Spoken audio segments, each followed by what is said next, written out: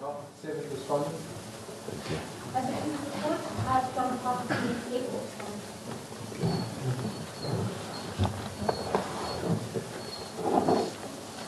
This bench is today handing down judgment in a matter that was reserved, wherein we promised we would hand it down this week, being the last week of the term of this year.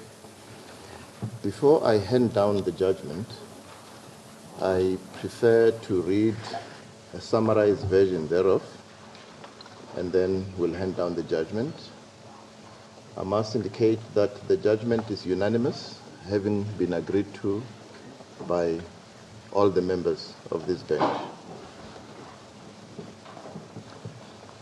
In this matter, the President of the Republic of South Africa seeks to review the remedial action in the Public Protector's report, which was released on 2 November 2016 and entitled State of Capture. I refer to it as the report throughout the judgment.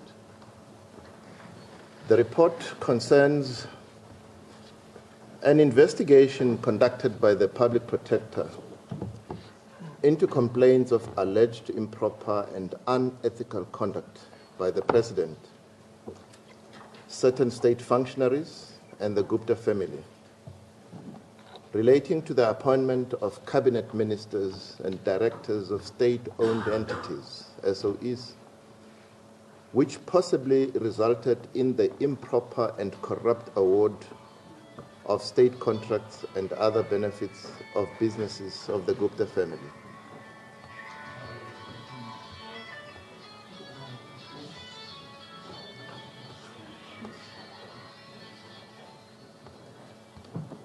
The remedial action directed the President to appoint a commission of inquiry to investigate the matters identified in the report. The President seeks to review and set aside paragraphs 8.4, 8.7, and 8.8 of the remedial action. The application is opposed by the current Public Protector, as well as the following political parties: the Economic Freedom Fighters, EFF, the United Democratic Movement, UDM, Congress of the People, COPE, and the Democratic Alliance, DA. The application is also opposed by Ms. Feki Mentor and a public benefit organization, the Council for the Advancement of the South African Constitution, CASAC. In the notice of motion, the President sought an order that the matter be remitted to the Public Protector for further investigation.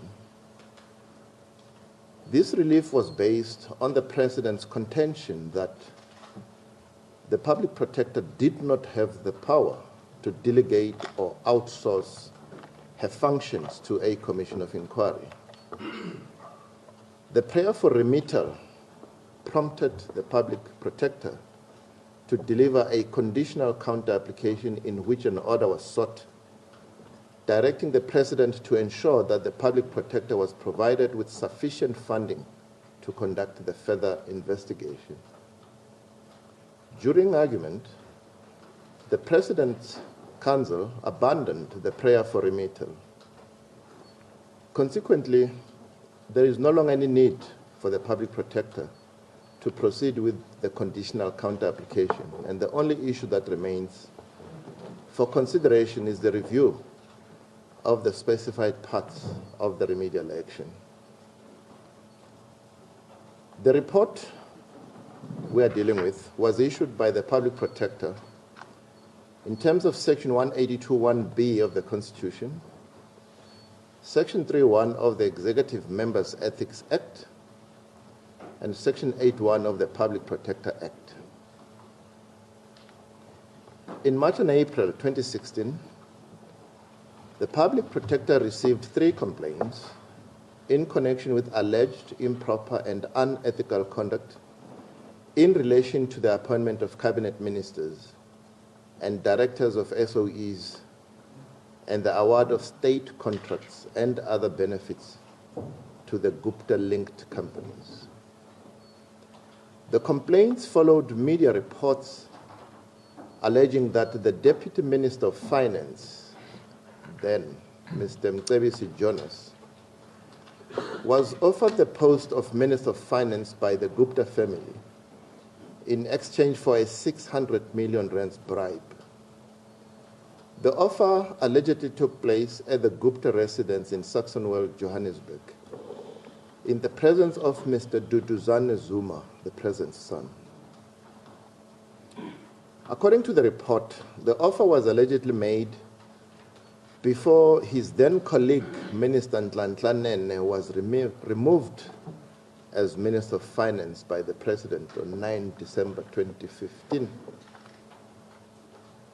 The report further refers to media reports that Ms. Mentor was offered the post of Minister of Public Enterprises in exchange for cancelling the South African Airways route to India, and that the President was at the Gupta residence when the offer was made. These cabinet positions were reportedly offered to Mr. Jonas and Ms. Mentor in exchange for furthering the interests of the Gupta family. It further appears from the report, referring to the media, that the relationship between the President and the Gupta family had evolved into state capture, underpinned by the Gupta family having power to influence the appointment of cabinet ministers and directors in boards of SOEs, and leveraging those relationships to get preferential treatment in state contracts, access to state-provided finance, and award of business licenses. The first complainant, Father S. Mayebe, on behalf of the Dominican Order, requested an investigation into the veracity of the Jonas and Mentor allegations, as well as an investigation into all business dealings of the Gupta family with government departments and SOEs to determine whether there were irregularities, undue enrichment, corruption, and undue influence in the awarding of contracts, mining licenses, government advertising in the New Age newspaper, and other governmental services. The second complainant, Mr. Musi Maimane, the leader of the DA, also relying on the same media reports, requested an investigation into the President's role in the alleged offer of cabinet positions to Mr. Jonas and Ms. Mentor, and that the investigation should look into the President's conduct in relation to the alleged corrupt offers and Gupta family involvement in the appointment of cabinet ministers and directors of SOE boards. In his complaint, Mr. Maimane stated, among other things, that the President may have acted improperly and in violation of the Executive Ethics Code. The third complaint, by a person whose name has been withheld, was based on media reports alleging that the Cabinet had become involved in holding banks accountable for withdrawing banking facilities for Gupta-owned companies. The complainant wanted to know whether it was appropriate for Cabinet to assist private business and on which ground that was happening. Based on an analysis of these complaints, the Public Protector identified the following issues as relevant for investigation: whether the President had breached the Ethics Act and had acted improperly and in violation of the Ethics Code, whether the President had allowed members of the Gupta family and his son to be involved in the process of removal and appointment of the Minister of Finance in December 2015, whether the President allowed members of the Gupta family and his son to engage or be involved in the process of removal and the appointment of various members of Cabinet, whether the President had allowed members of the Gupta family and his son to be involved in the process of appointing members of boards of directors of SOEs, whether the President had enabled or turned a blind eye in violation of the ethics code to allege corrupt practices by the Gupta family and his son in relation to allegedly linking appointments to quid pro quo conditions. Whether the President had improperly and in violation of the ethics code exposed himself to any situation involving the risk of conflict between his official duties and his private interests, or used his position or information entrusted to him to enrich himself and businesses owned by the Gupta family and his son, to be given preferential treatment in the award of state contracts, business financing and trading licenses. Whether the President had prejudiced anyone by his conduct, and whether other cabinet ministers had improperly interfered with the relationship between banks and Gupta-owned companies and thus giving preferential treatment to such companies on matters that should have been handled by independent regulatory bodies. The Public Protector also identified the following further issues for investigation: whether any state functionary in any organ of state or other person had acted unlawfully, improperly, or corruptly in connection with the appointment or removal of ministers and directors or boards of directors of SOEs, whether any state functionary in any organ of state or other person acted unlawfully, improperly, or corruptly in connection with the awarding of state contracts or tenders to Gupta-linked companies or Gupta-linked companies or persons, any state functionary in any organ of state or other person acted unlawfully, improperly, or corruptly in connection with the extension of state-provided business financing facilities to Gupta-linked companies or persons, any state functionary in any organ of state or other person acted unlawfully, improperly, or corruptly in connection with exchange of gifts in relation to Gupta-linked companies or persons, and whether any person, entity was prejudiced due to the conduct of the SOE. I move now to the investigation. It is necessary to also deal with the contents of the report with regard to the investigation that was carried out. Because of the statutory obligation under the Ethics Act to submit a report within 30 days, the Public Protector immediately commenced to interact with the President.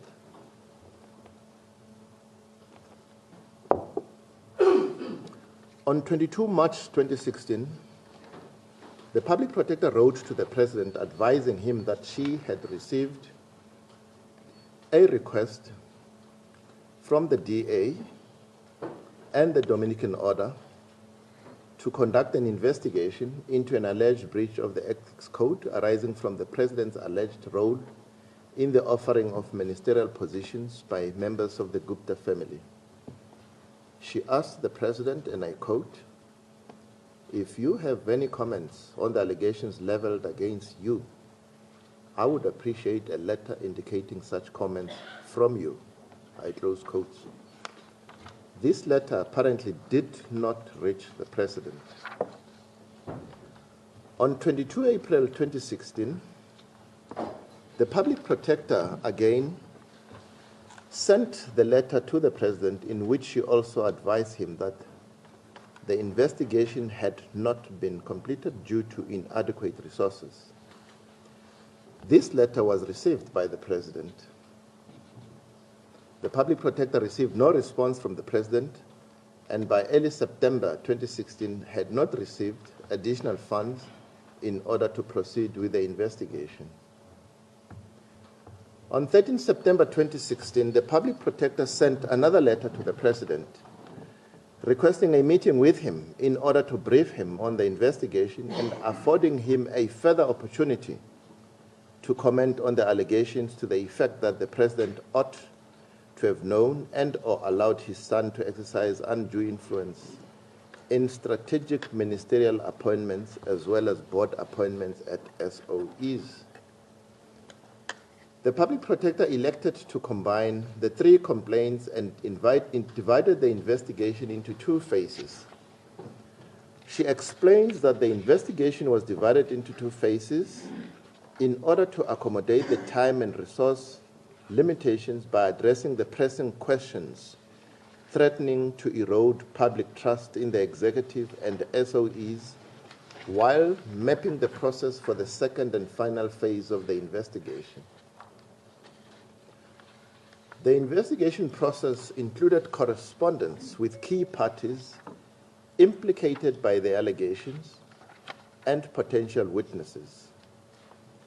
Interviews were conducted with key witnesses, commencing with Mr. Jonas and Ms. Mentor, who confirmed their status as whistleblowers. The investigation team also interviewed Mr. Maseko, who was identified by the media as a whistleblower. Interviews were also conducted with several other ministers and selected witnesses. Documents were requested from appropriate persons and institutions. These were analyzed and evaluated together with the oral evidence to establish if any of the allegations could be corroborated. Towards the conclusion of the investigations, persons who appeared to be implicated by the evidence collected were served with notices in terms of Section 7(9) of the Public Protector Act to apprise them of such evidence, the potential of adverse findings being made, and to afford them the opportunity to respond. It appears from the report that in his interview, Mr. Jonas confirmed the media reports concerning the offer to be appointed as Minister of Finance. Similarly, the report mentions that in her interview, Ms. Mentor confirmed the media reports about the offer made to her. The public protector also issued subpoenas and procured documentation concerning the issues raised in this part of the investigation. These are detailed in the report. In regard to the complaints made by Mr. Jonas and Ms. Mentor, the public protector obtained and analyzed the cell phone records of persons who had been implicated. These included Mr. Duduzane Zuma and Mr. Hlongwane. She also secured, by means of a subpoena, the cell phone numbers of Minister van Rooyen. The public protector sets out in detail the telephone discussions and text messages that passed between these persons. She points out that these communications appear to confirm Mr. Jonas's version of events. The public protector interviewed Mr. Tembo Maseko, as stated, the former CEO of Government Communication and Information System. She states in the report that he allegedly received a telephone call from the president telling him to help the Gupta family. It appears from the report that the Gupta family instructed him to direct government departments to send advertising to the newspaper, The New Age, in contravention of procurement guidelines. He was thereafter reportedly removed from his position. A large part of the report centers around alleged irregularities in the awarding of contracts by Eskom to Tegeta and Optimum Coal Pty Limited, who we refer to as Optimum. In addition, the public protector also investigating the sale of all shares held by Optimum Coal Holdings, whom we refer to as Optimum Holdings.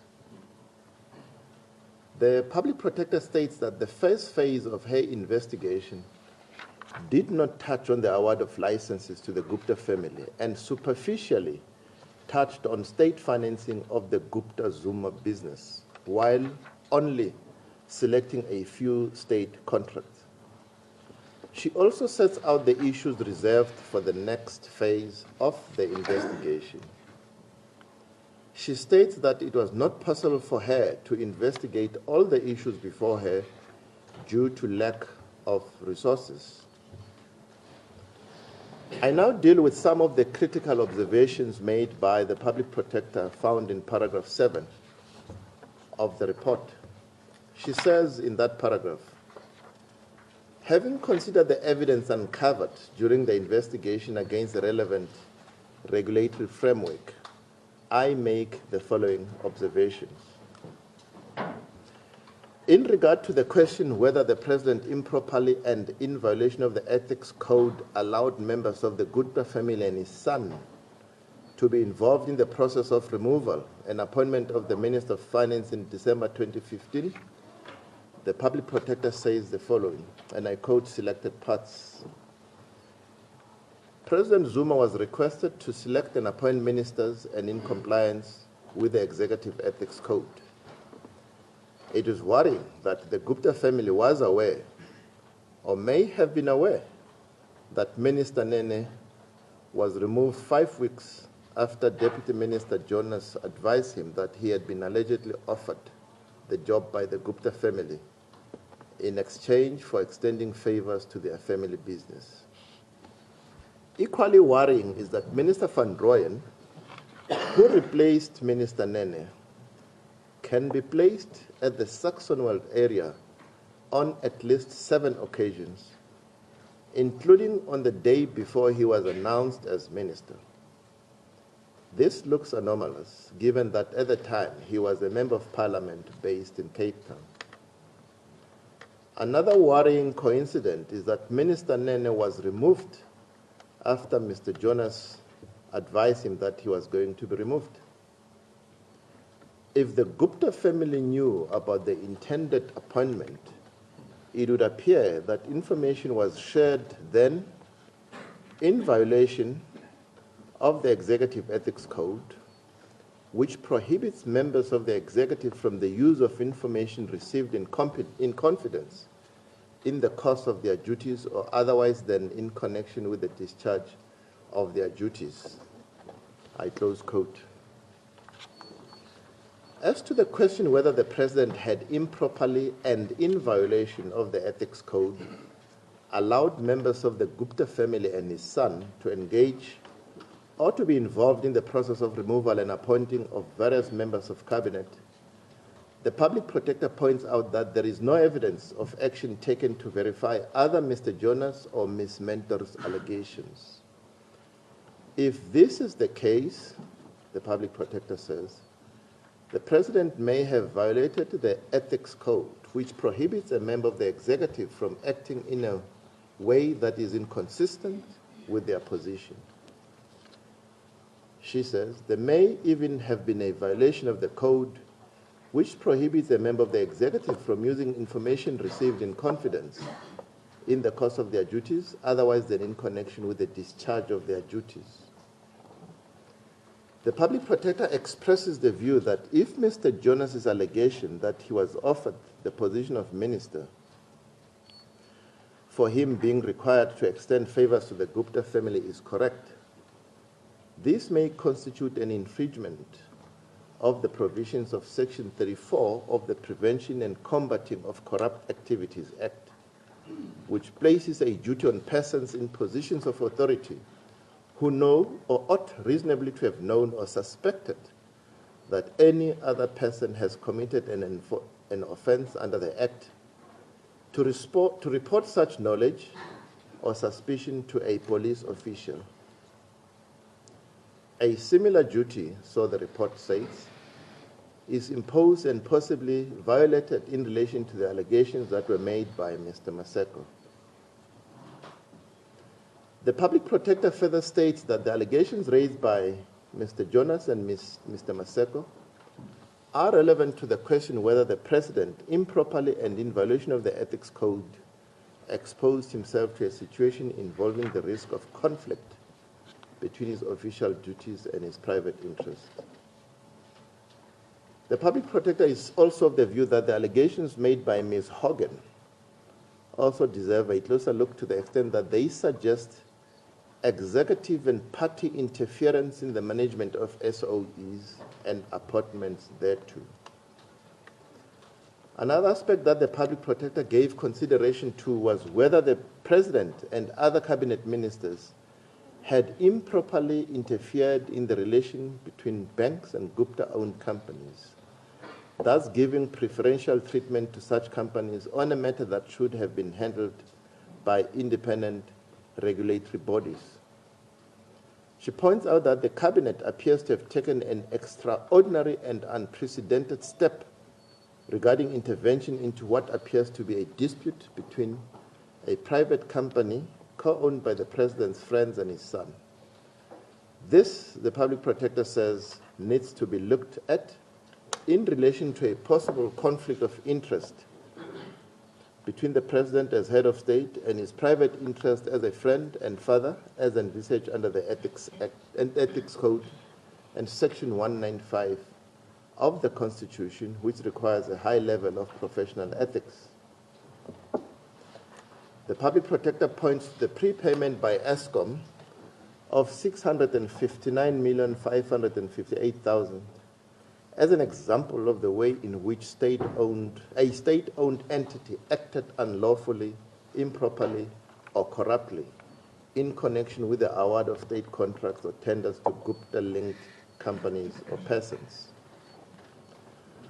I now turn to the remedial action that is impugned in this litigation. The remedial action proposed by the public protector reads as follows, and I quote, "The appropriate remedial action I am taking in pursuit of Section 182(1)(c) of the Constitution, with a view of placing the complainant as close as possible to where he would have been had the improper conduct or maladministration not occurred, while addressing systemic procurement management deficiencies in the department, is the following. To the President, investigation has proven that the extent of issues it needs to traverse and resources necessary to execute, it is incapable of being executed fully by the public protector. This was foreshadowed at the commencement of the investigation when the public protector wrote to government requesting for resources for a special investigation similar to a commission of inquiry overseen by the public protector. This investigation has been hamstrung by the late release, which caused the investigation to commence later than planned. The situation was compounded by the adequacy of the allocated funds, which was 1.5 million rands. In 8.3, the President has the power under Section 84(2)(f) of the Constitution to appoint commissions of inquiry. However, in the EFF versus Speaker of the Parliament, the President said that I could not have carried out the evaluation myself lest I be accused of being judge and jury in my own case. 8.4, the President to appoint within 30 days a commission of inquiry headed by a judge solely selected by the Chief Justice, who shall provide one name to the President. The judge to be given the power to appoint his or her own staff and to investigate all the issues using the record of this investigation and the report as a starting point. The Commission of Inquiry to be given powers of evidence collection that are no less than that of the Public Protector. The Commission of Inquiry to complete its task and to present the report with findings and recommendations to the President within 180 days. The President shall submit a copy with an indication of his or her intentions regarding the implementation to Parliament within 14 days of releasing the report. I close quote there, and I don't read the other parts of the remedial action. I now turn to the grounds of review relied on by the President. The review is essentially directed at the lawfulness and rationality of the remedial action. Broadly stated, The grounds of review are the following. The Constitution vests the power to appoint the Commission of Inquiry in the President. Only he can exercise that power, and it is unconstitutional for the Public Protector to instruct him to do so. The President asserts that if he complied with the remedial action, his decision would be reviewable because it would have been taken under the dictate of another and would be an abdication of his power under Section 84 of the Constitution. Next. The direction that the Chief Justice appoint the judge to head the Commission of Inquiry is unlawful, as the Constitution does not assign this power to the Chief Justice. The direction is also irrational, as there is no reason to suggest that a judge selected by the President would not be independent and impartial. Next. It is beyond the powers of the Public Protector to give directions as to the manner in which the Commission of Inquiry is to be implemented. It is the President's prerogative to select the officer to preside over the Commission, and it is also the President alone who can decide upon the issues that the Commission is to investigate, its powers, and when the Commission is to complete its investigation. Next. The remedial action constitutes an unlawful delegation of the Public Protector's investigatory powers to a Commission of Inquiry. It is inconsistent with the Ethics Act and the Public Protector Act because those statutes require the Public Protector herself to undertake the investigation of the complaints. The remedial action improperly outsources the investigation, which is contrary to these statutes. Next. The remedial action is inconsistent with the Ethics Act, which requires that the Public Protector investigate a breach of the Code of Ethics. Section 3 of the Ethics Act requires that the Public Protector must investigate a complaint lodged in terms of the Act. It does not permit the Public Protector to require another body, such as a Commission of Inquiry, to complete the investigation into a complaint. The Public Protector has impermissibly delegated or outsourced a function under the Ethics Act to a Commission of Inquiry. Furthermore, a Commission of Inquiry does not have the same powers as a Public Protector and cannot take remedial action. This would run counter to the powers and purpose of the Public Protector under the Ethics Act. Next. The Public Protector only has the power to take remedial action where an investigation has been completed and findings of impropriety or prejudice have been made. The remedial action taken is not appropriate as required by the Constitution, as the investigatory process has not been completed and the Public Protector has not made any findings of impropriety or prejudice. It is also impermissible for the Public Protector to order the President to exercise an executive power, as this offends against the separation of powers doctrine. Next.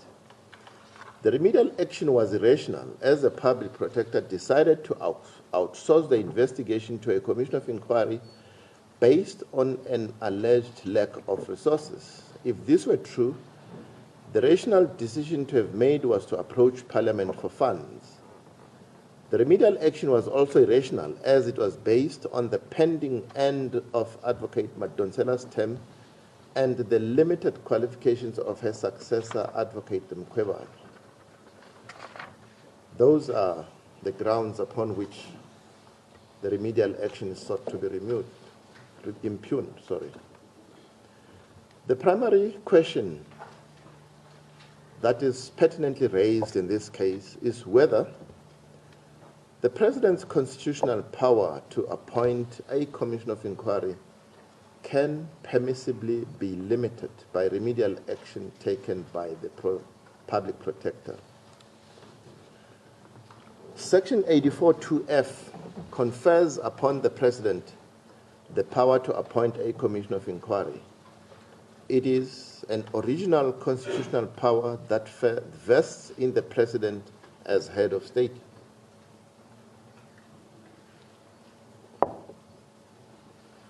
The power to appoint a commission of inquiry vests in the President alone, and only he can exercise that power. Does it not follow, therefore, as the President asserts, that there are no constraints upon the exercise of the Section 84(2)(f) power? We demonstrate in the discussion that follows that there are constraints to the exercise of this power. Under our constitutional order, the exercise of all public power is subject to the provisions of the Constitution, which is the supreme law. The powers accorded to the President in Section 84(2) of the Constitution cannot be viewed in isolation.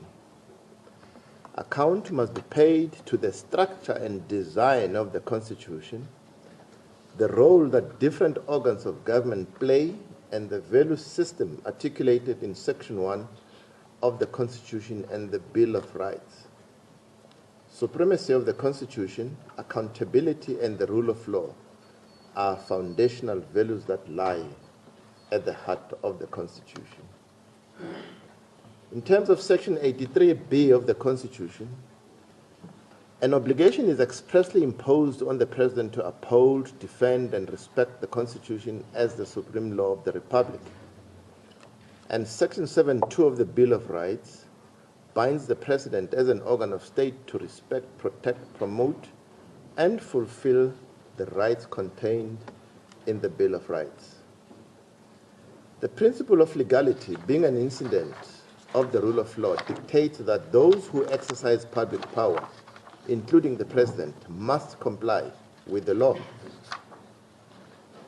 The role of the rule of law as a form of constitutional control on the exercise of public power was given expression in the case of Affordable Medicines Trust and another versus Minister of Health and another, where former Chief Justice Mlambo stated, and I quote, "The exercise of public power must therefore comply with the Constitution, which is the supreme law, and the doctrine of legality, which is part of the law. The doctrine of legality, which is an incident of the rule of law, is one of the constitutional controls through which the exercise of public power is regulated by the Constitution. It entails that both the legislative and the executive are constrained by the principle that they may exercise no power and perform no function beyond that conferred upon them by law. In this sense, the Constitution entrenches the principle of legality and provides the foundations for the control of public power." I close quotes. The constitutional role of the President was aptly described by the Constitutional Court in another case, the President of the Republic of South Africa and another versus Hugo, where that court said, ultimately, the President, as the supreme upholder and protector of the Constitution, is its servant. Like all other organs of state, the President is obliged to obey each and every one of its commands. I close quotes. That the President does not enjoy untrammeled powers is to be inferred from the wording of Section 84 of the Constitution.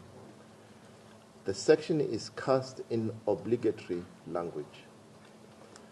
Counsel for the President submitted that Section 84(2)(f), which confers on the President the power to establish a commission of inquiry, does not impose a duty, but merely a power, which the President may exercise at his discretion. Reliance was placed for this submission on a dictum in the case of Daniels versus President of the Republic of South Africa. The reliance on Daniels is misplaced. To sum up, even though the Constitution vests in the President the power to appoint a commission of inquiry, this power is not an untrammeled one. It must be exercised within the constraints that the Constitution imposes. The President's power to appoint a commission of inquiry will necessarily be curtailed where his ability to conduct himself without constraint brings him into conflict with his obligations under the Constitution. I turn now to the President's challenge to the powers of the Public Protector. The Public Protector is one of the institutions created under Chapter 9 of the Constitution to strengthen constitutional democracy. The Public Protector is required to be independent and subject only to the Constitution and the law, to be impartial and exercise her powers and functions without fear, favor, or prejudice.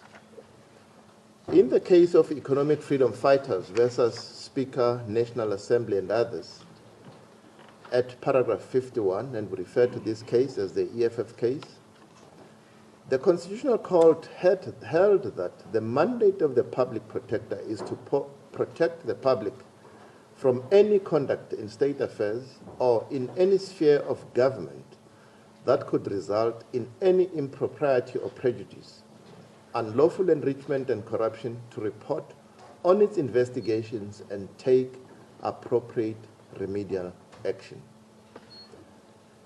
The Public Protector Act confers additional powers and functions on the Public Protector. The investigative powers conferred on the Public Protector are of the widest ambit.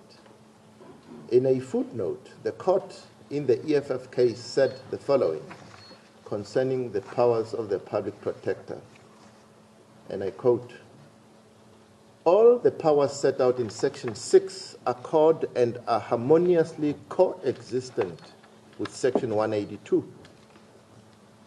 Powers of functions have thus either been added or regulated.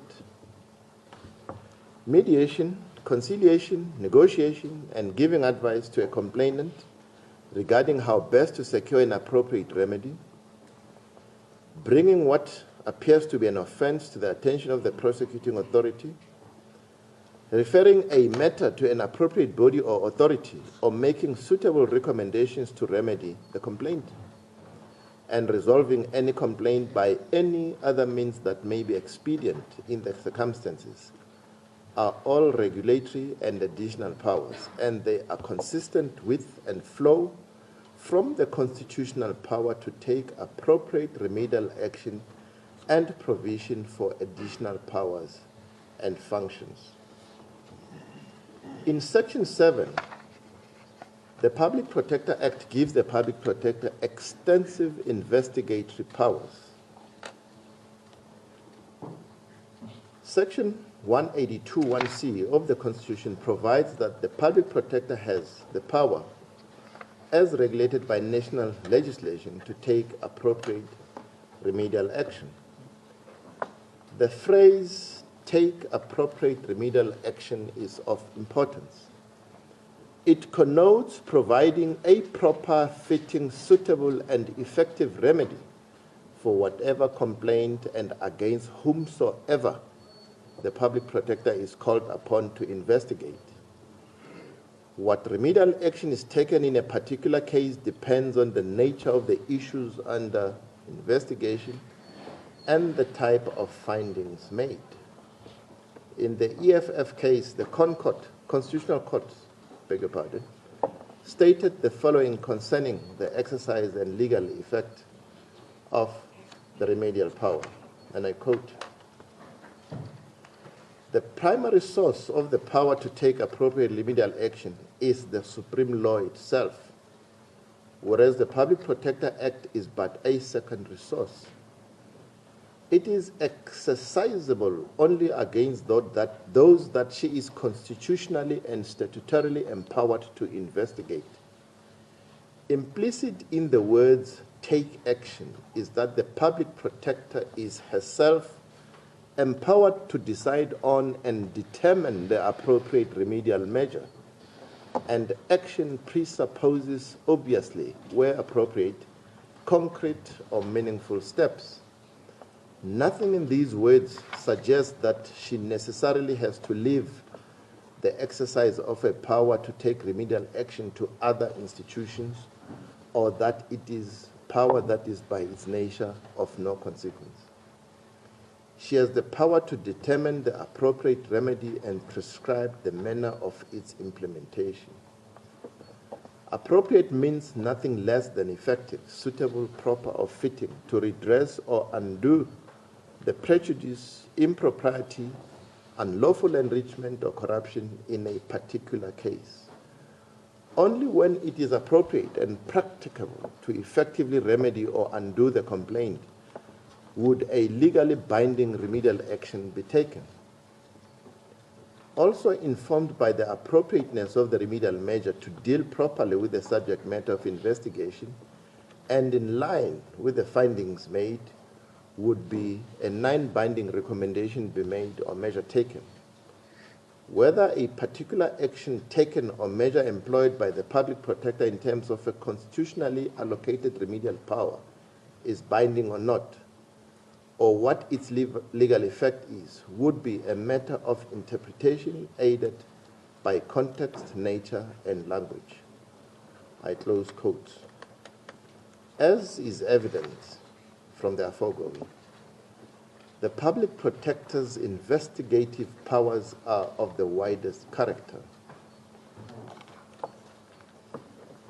In order to fulfill this role, the public protector is empowered to take binding remedial action that is capable of remedying the wrong in the particular circumstances. This must include directing or instructing members of the executive, including the president, to exercise powers entrusted to them under the Constitution where that is required to remedy the harm in question. In the EFF case, the Constitutional Court emphasized that although the public protector's powers to take appropriate remedial action is wide, it is certainly not unfettered. The remedial action is always open to judicial scrutiny. It is also not inflexible in its application, but situational. What remedial action is appropriate in a particular case depends on the nature of the issues under investigation and the findings made. Remedial action is therefore context-specific. Adopting a purposive interpretation of the relevant statutory framework, it is plain that the public protector must, if she is to properly fulfill her constitutional mandate, have the power in appropriate circumstances to direct the President to appoint a commission of inquiry and to direct the manner of its implementation. Any contrary interpretation would be inconsistent with the Constitution as aptly pronounced by the Constitutional Court in the EFF case, and would render the public protector's power to take remedial action largely meaningless or ineffectual. For these reasons, it follows that the primary ground of review that it is unlawful for the public protector to instruct the President to appoint a commission of inquiry, no matter how compelling the circumstances may be, is without merit and must be rejected. I turn to the unlawful delegation ground.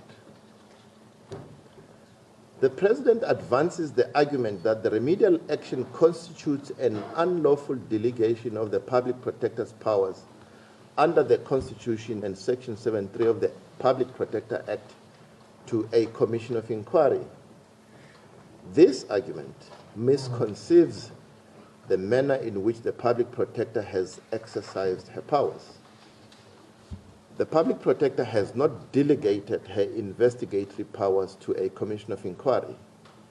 She did what she is empowered and mandated to do in terms of Section 182(1) of the Constitution. She investigated the 3 complaints of state capture laid before her to the extent that this was possible, made prima facie findings on the basis of her investigation, and took remedial action directing the President to establish a commission of inquiry to complete the second phase of the investigation. An investigation may take many forms, and it is for the public protector to decide what is appropriate in each case. Because of the financial and other constraints mentioned in the report, the public protector considered it appropriate that the second phase of the investigation into allegations of state capture be undertaken by a commission of inquiry. There is nothing in either the Public Protector Act or Ethics Act that prohibits the public protector from instructing another organ of state to conduct a further investigation. The Public Protector Act expressly empowers the public protector to obtain assistance in her investigations. The Act envisages that the public protector will exercise her powers with the assistance of other relevant entities. It expressly allows her to require other parties to make appropriate recommendations after she has concluded an investigation. Consequently, this ground of review cannot be sustained. Inconsistency with the Ethics Act is another ground advanced by the President. He argues that the remedial action is inconsistent with the Ethics Act because a commission of inquiry is unable to investigate a breach of the ethics code. This, he argues, only can be done by the public protector. He places reliance on Section 3 of the Ethics Act, which provides that the public protector is to investigate breaches of the code, of the ethics code. Currently, what paragraph? 96. Yeah, no, sorry. Pardon me?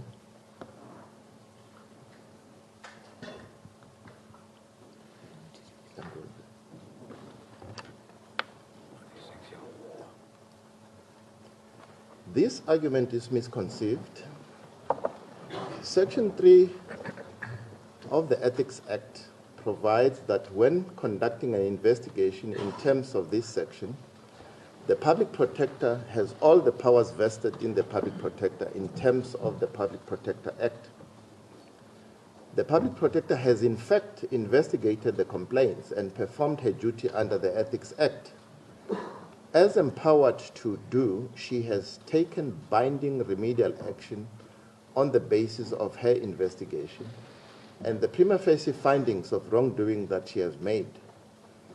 The public protector has considered appropriate that a commission of inquiry complete the second phase of the investigation, which will also give consideration to the question whether the President has breached the ethics code. It is further argued by the President that the remedial action is inconsistent with the Ethics Act because a commission of inquiry would be unable to take remedial action. This argument is also misconceived. The public protector's power to take remedial action stems from the Constitution and not from the Ethics Act. Acting in terms of a constitutional power, the public protector took binding remedial action on the basis of her investigation and the prima facie findings made. I turn to the argument that findings of impropriety or prejudice had to be made. Counsel for the President argued that the remedial action is unlawful because the public protector did not make findings of impropriety or prejudice. He submitted that such a finding is a jurisdictional fact necessary for the public protector to take remedial action. It was also argued that there must be an appropriate nexus between the finding of impropriety or prejudice and a remedy to correct the improper conduct found to have been committed. On a proper interpretation of Section 182(1) of the Constitution, read with the relevant provisions of the Public Protector Act, the taking of remedial action by the public protector is not contingent upon a finding of impropriety or prejudice. The public protector's powers are clearly set out in Section 182(1) of the Constitution. There is nothing in the wording of the section that links the remedial action to a finding of improper conduct. It is clear from the wording of the section that the public protector is afforded 3 separate powers. 1, to investigate conduct that is alleged or suspected to be improper. 2, to report on that conduct. And 3, to take appropriate remedial action. Section 8(1) of the Public Protector Act reads as follows, and I quote, "The public protector may, in the manner he or she deems fit, make known to any person any finding, point of view, or recommendation in respect of a matter investigated by him or her." Thus, the public protector is expressly empowered to make findings or recommendations, read together with the public protector's constitutional powers to take binding remedial action. The public protector is constitutionally and statutorily empowered to take such action on the basis of preliminary or prima facie findings.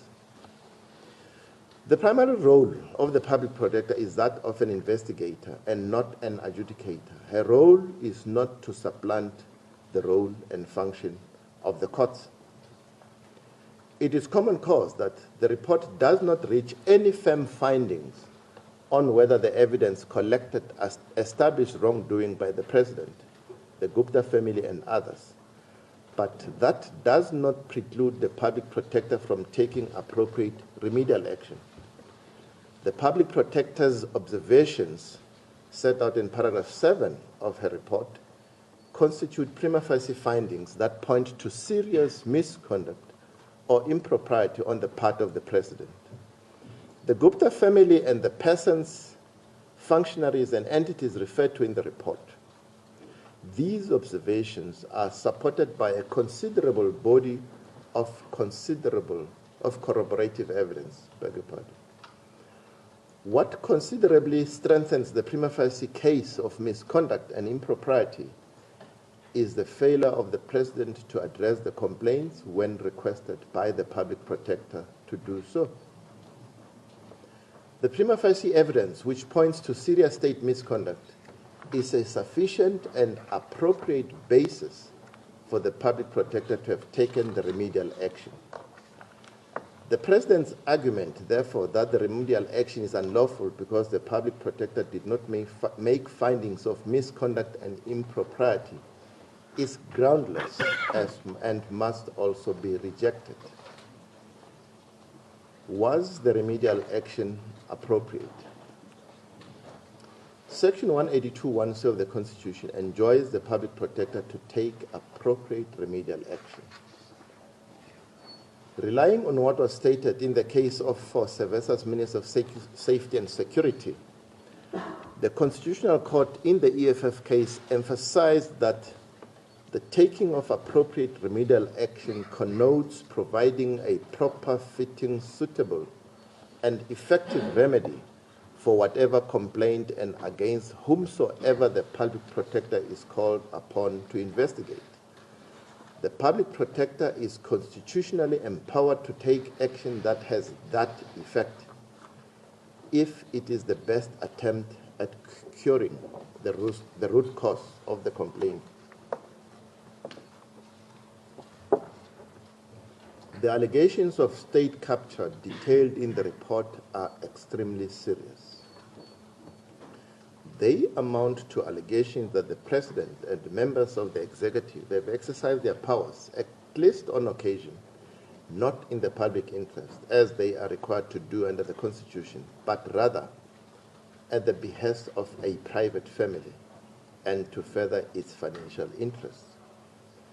The public protector has made a number of damning findings against the President. Mr. Jonas' allegation that he was offered money and a ministerial post by members of the Gupta family in exchange for favors has never been investigated by the President or any other member of the executive, notwithstanding a legal obligation to do so. The offer of a ministerial appointment to Mr. Jonas was allegedly made some 6 weeks before the removal and appointment of the Minister of Finance in December 2015. The public protector held the view that if the Gupta family knew of the pending removal and the appointment of a new Minister of Finance, as is suggested by Mr. Jonas, this information could only have been imparted to them by the President. Her prima facie finding was that the sharing of such information constitutes a violation of the Executive Ethics Code. It may also have constituted a violation of Section 2.3e, which prohibits a member of the Executive from using information received in confidence in the course of their duties, otherwise than in connection with the discharge of their duties.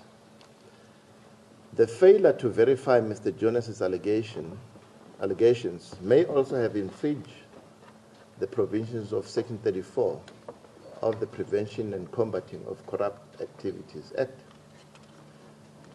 Ms. Mentor, according to the report as stated, was allegedly offered the position of Minister of Public Enterprises in exchange for the favor of cancelling the SAA route to India.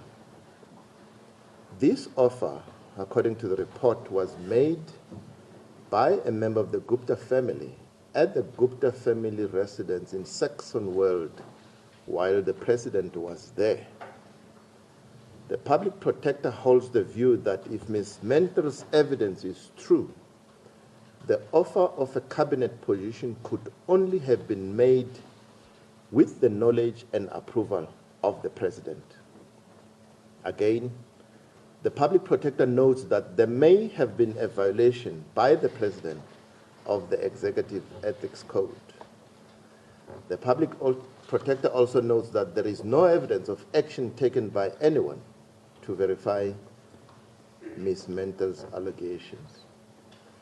The public protector notes that a similar duty may possibly have been violated by the President in relation to the allegations made by Mr. Themba Maseko.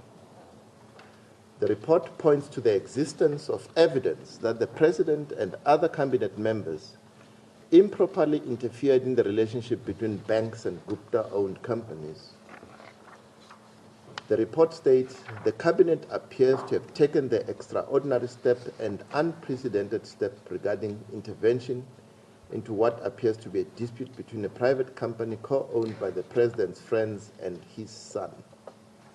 She observes that this needs to be looked at in relation to a possible conflict of interest between the President as head of state and his private interests as a friend and father, as envisaged in the Executive Ethics Code. The public protector makes the observation that ESCOM and other state-owned entities may have acted unlawfully, improperly, or corruptly in connection with the award of state contracts or tenders to Gupta-linked companies or persons. She states that there is irrefutable evidence that the board of ESCOM in December 2014 consisted predominantly of individuals with direct and indirect business or personal relationships with the President's son, Mr. Duduzane Zuma, the Gupta family, and their related associates. The public protector conducted a detailed investigation of irregularities, employment of board members, the award of certain contracts by ESCOM to Optimum Coal, and the sale of shares held by it to Tegeta.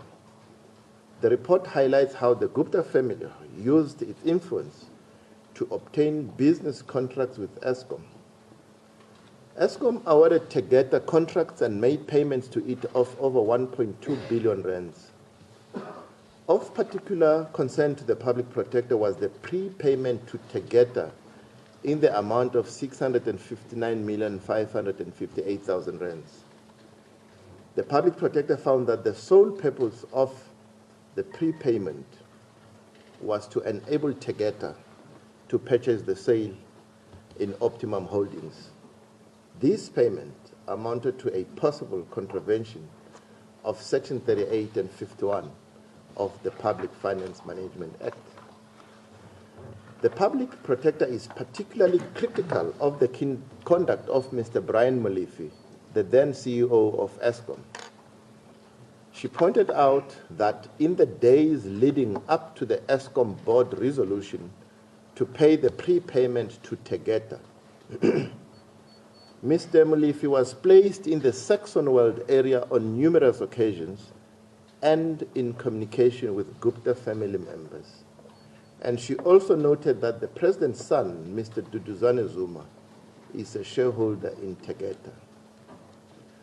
On the basis of the extensive evidence placed before her, the Public Protector makes the observation that Tegeta's conduct and misrepresentation made to the public with regard to the prepayment and the actual reason for the payment could amount to fraud.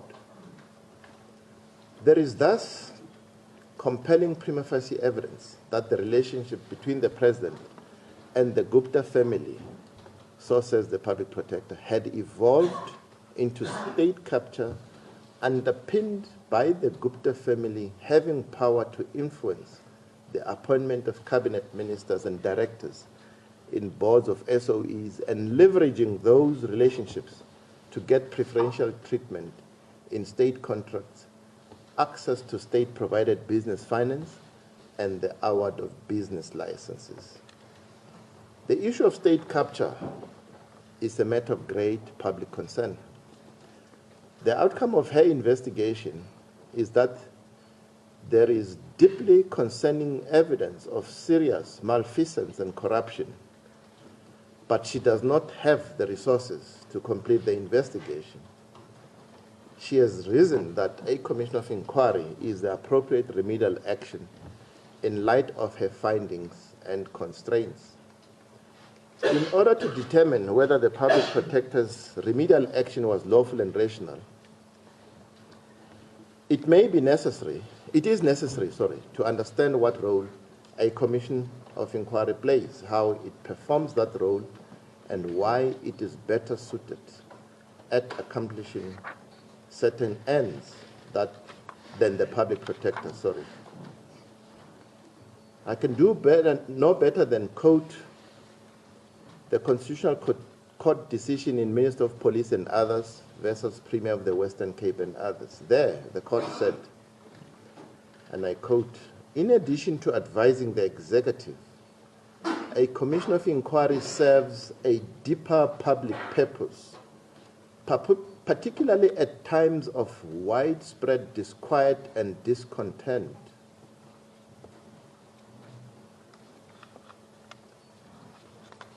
One of the primary functions of public inquiries is fact-finding. They are often convened in the wake of public shock, horror, disillusionment, or skepticism in order to uncover the truth. In times of public question, stress, and concern, they provide the means to be appraised. They provide the means, for Canadians, this is reference to a Canadian case, to be appraised of the conditions pertaining to a worrisome community problem and to be a part of the recommendations that are aimed at resolving the problem. Both the status and high public respect for the Commissioner and the open and public nature of the hearing help to restore public confidence, not only in the institution or situation investigated, but also in the process of government as a whole. They are an excellent means of informing and educating concerned members of the public." I close quote. This was a quotation used by the Constitutional Court from a Canadian case.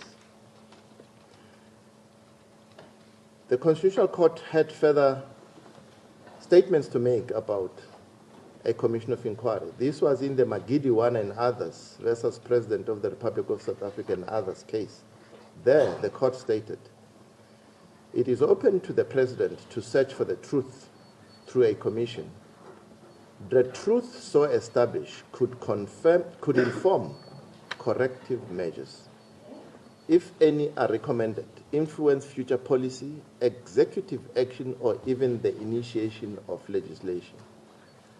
A commissioner's search for the truth also serves indispensable accountability and transparency purposes.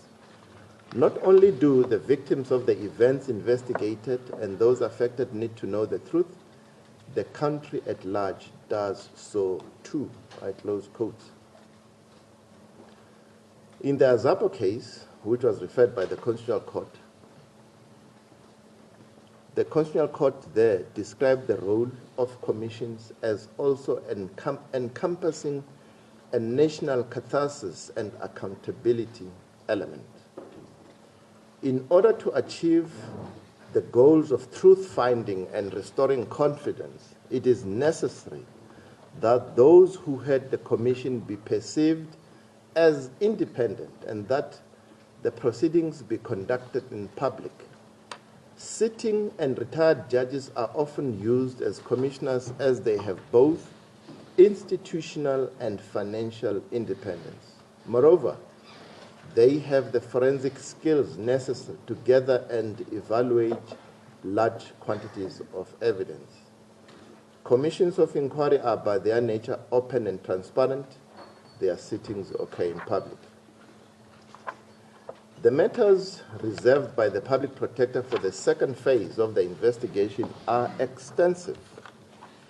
In her answering affidavit, the public protector states that it is not possible for the Office of the Public Protector to finalize the investigation due to a lack of resources. The Good Governance and Integrity Unit is a unit within the Office of the Public Protector which specifically deals with matters involving conduct failure, maladministration, and corruption in state affairs. Currently, so the report records, this unit is composed of 8 senior investigators who are investigating more than 288 complex cases involving conduct failure, maladministration, and corruption. On average, the report states, each investigator carries 36 cases for investigation. As a result, it takes an average of between 2 to 4 years for an investigator to finalize an investigation of a complaint. There is simply, so the public protector says, no capacity to conduct an investigation of the scale that would be required. The public protector estimates that she will need a total of 16 additional investigators, the salary cost of which would amount to some 21 million rands. In addition, the public protector would require additional funding for specialized expert services, such as forensic and audit investigations, which he estimates the funding required for this service would amount to some 10 million rands. In all, the total financial resources required to conduct the investigation would amount to some 31 million rands. All of these considerations lead ineluctably to the conclusion that a judicial commission of inquiry is by its nature preeminently suited to carry out the task of investigating the allegations of state capture contained in the report.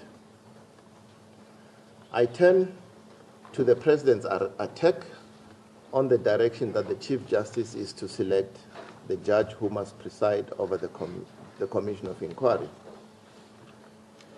The rationale that underpins the public protector's direction that the judge who is to head the commission be appointed by the Chief Justice is clear. The public protector foresaw that the credibility of the process may be compromised were the President to select the judge who is to lead the commission. She would undoubtedly have been aware that public perception is important too and is linked to encouraging public faith in the process. By all accounts, the President has a clear personal interest in the outcome of the commission. The President is implicated in the state capture report and is at the center of the allegations regarding the Gupta family's involvement in the appointment of cabinet ministers. Moreover, his son's business interests are heavily implicated by the allegations regarding the award of contracts by SOEs to Gupta-owned businesses. Any person chosen by the President to head the Commission would therefore not be perceived as independent. There is much force in the argument that the President should recuse himself from appointing a judge in order to exclude any perception of bias and to protect the integrity of the Commission in the eyes of the public. The President's insistence that he alone select a judge to head the Commission of Inquiry is at odds with the legal principle of recusal. There is no reason why the recusal principle should not apply to the President.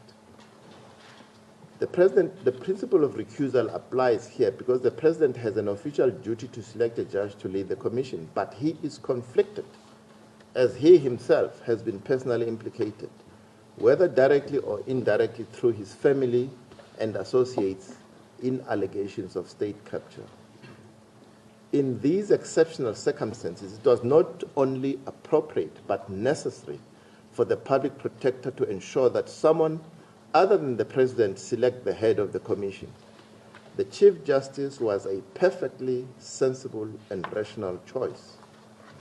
What remains to be considered is the President's contention that it is unlawful for the Chief Justice to appoint the judge to head the Commission of Inquiry, as the Constitution does not assign the power to the Chief Justice. There is no constitutional prohibition on the President seeking and adopting the advice of the Chief Justice. The President could, of his own accord, ask the Chief Justice to select the judge to head a commission, whether for reasons of availability or, as here, the clear apprehension of bias. In the circumstances of this case, the Public Protector's direction that the Chief Justice select the judge who is to preside over the Commission of Inquiry is both necessary and appropriate in order to render the remedial action taken suitable and effective.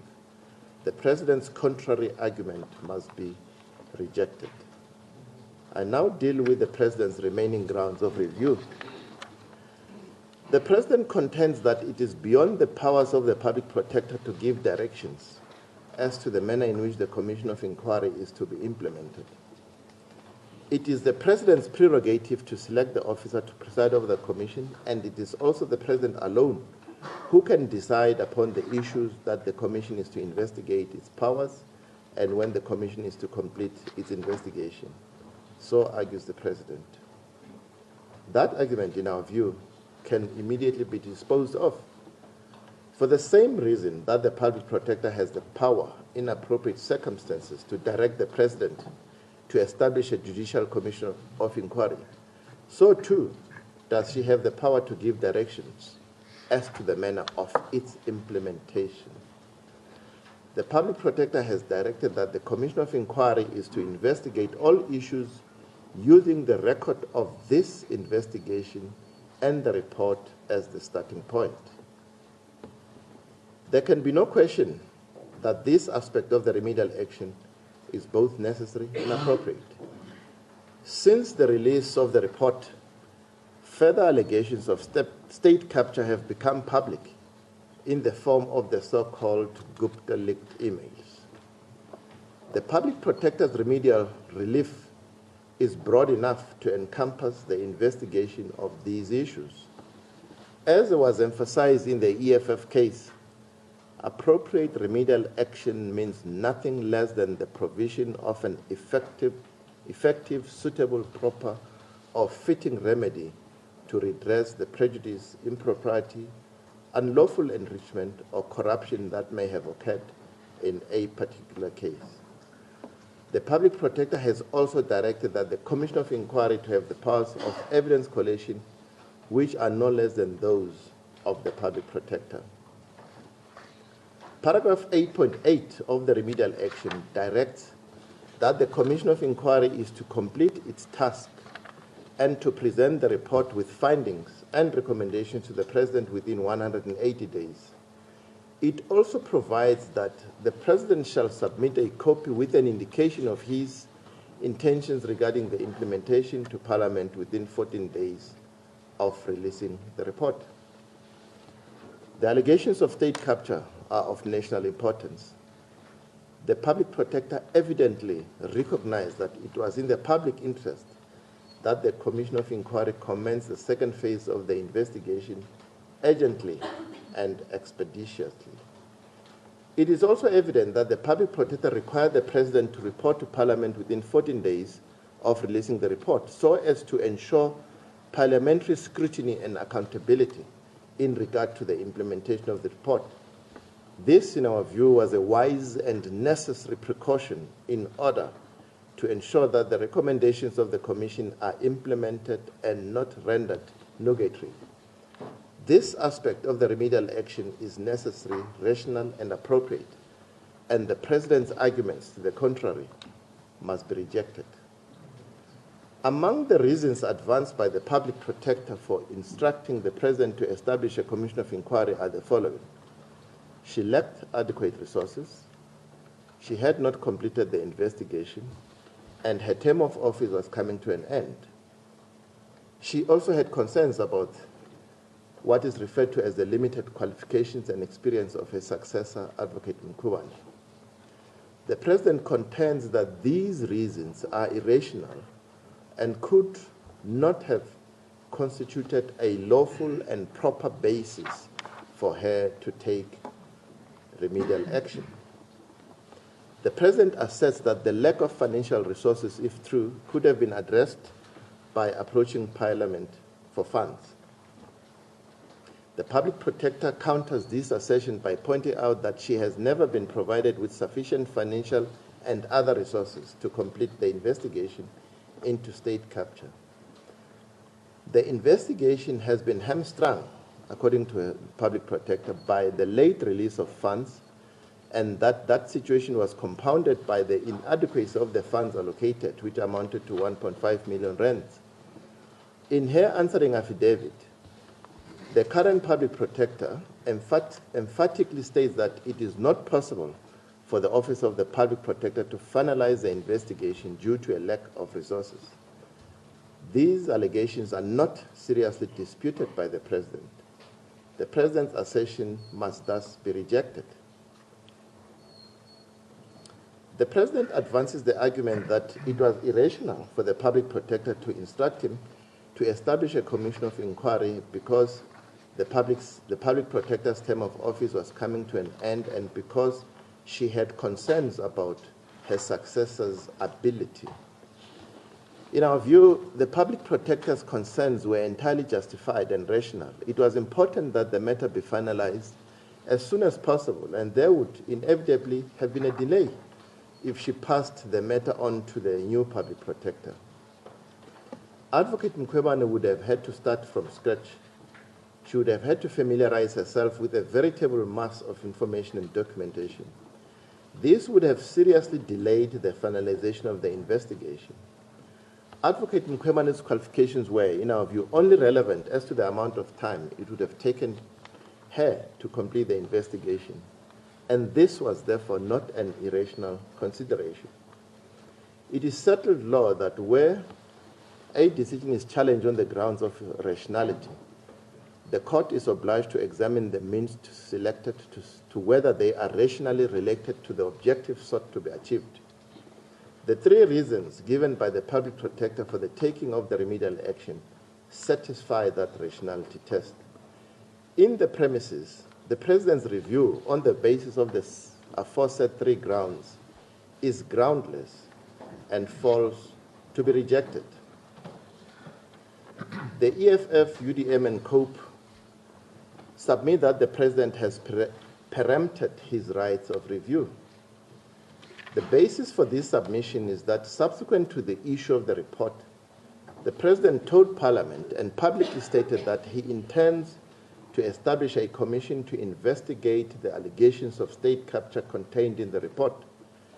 In so doing, so the argument goes, the President has acquiesced in the public protector's findings and the remedial action.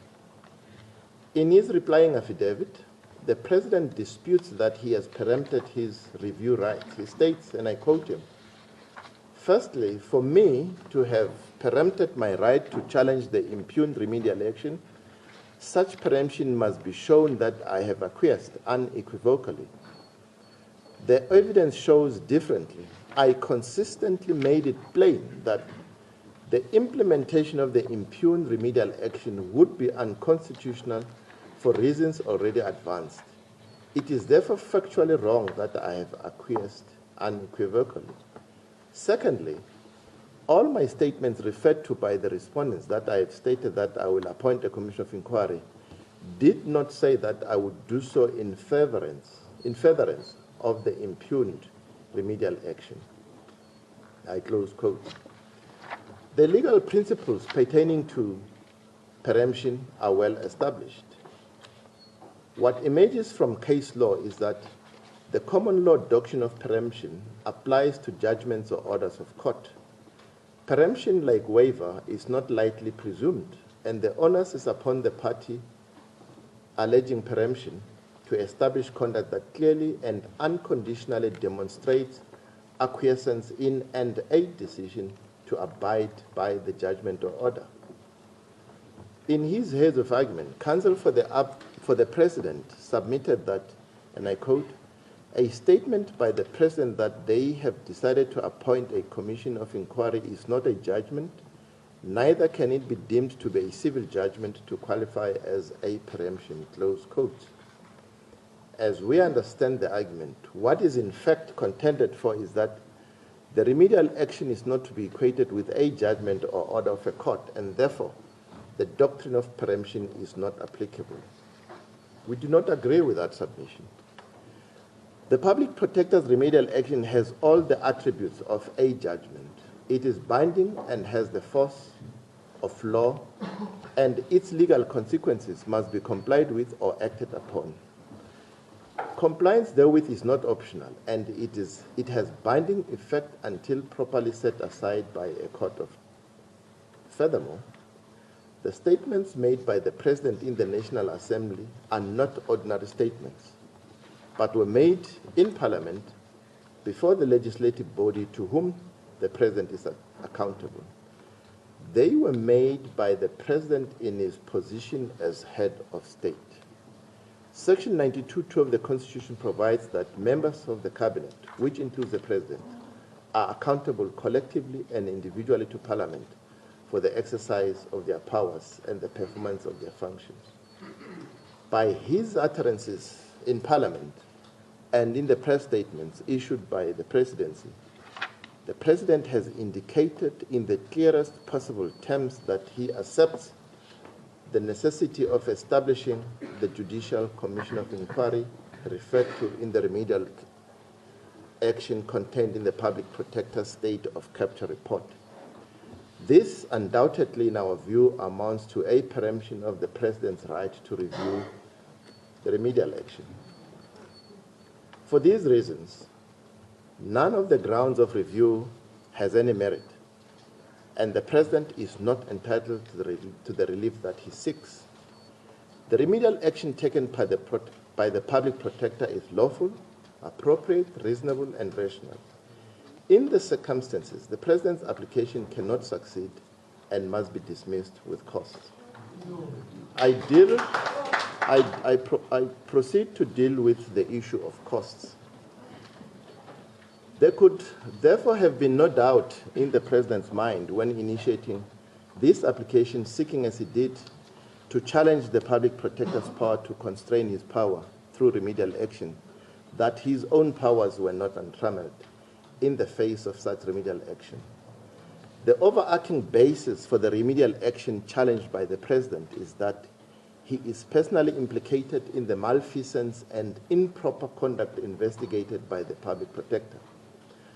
The personal conflict of the President presents an insurmountable obstacle for the President and lends credence to the conception of the remedial action by the Public Protector.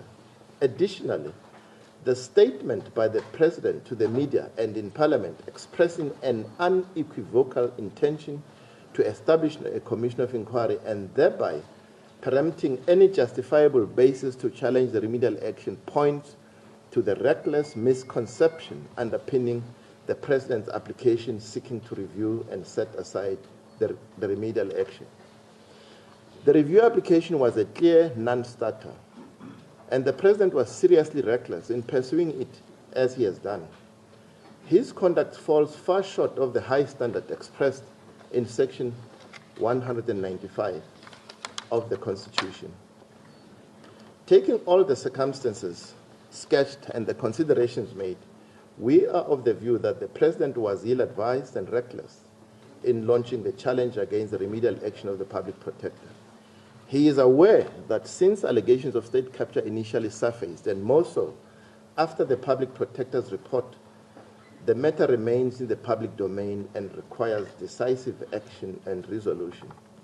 His court challenge has resulted in further delaying the resolution of the state capture allegations.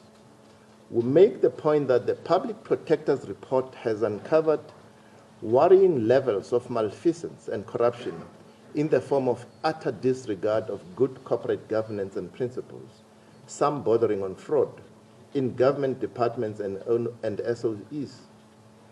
This invariably involves large amounts of taxpayer funds and state resources. The insidious distraction mentioned by the Supreme Court of Appeal in the Mail and Guardian case is a real prospect if this is not addressed decisively.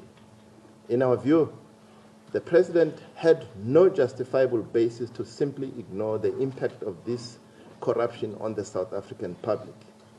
His conduct also falls far short of the expectation of him as head of state to support institutions of democracy, such as the Public Protector. The remedial action of the Public Protector presented him with an opportunity to confront and address the problem. Our view is that the President had no justifiable basis to launch the review application in the circumstances. In doing so, he was reckless and acted unreasonably. Our view, this is a proper case where a personal cost order is justified and should be granted. In the premises, the following order is made. The application is dismissed. It is declared that the remedial action in the Public Protector's Report number 6 of 2016-2017, dated 14 October 2017, and entitled State of Capture is binding. The President is directed to appoint a Commission of Inquiry within 30 days, headed by a judge solely selected by the Chief Justice, who shall provide one name to the President. The President shall take all steps, do all things, and sign all documents which are necessary to give effect to the remedial action. Without limiting the generality of the foregoing, the President shall ensure that the judge who is to head the Commission of Inquiry is given the power to appoint his or her own staff and to investigate all the issues using the record of the Public Protector's investigation and the State of Capture report as a starting point.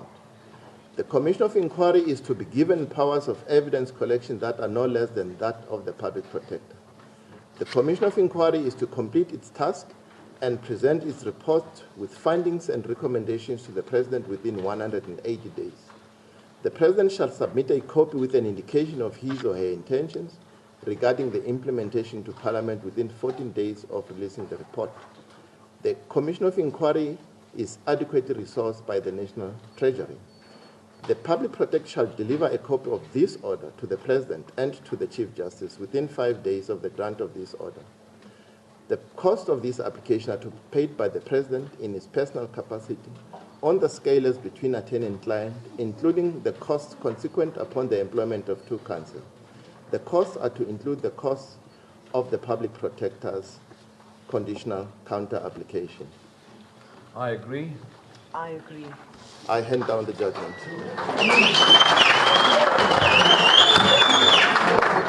For the judge.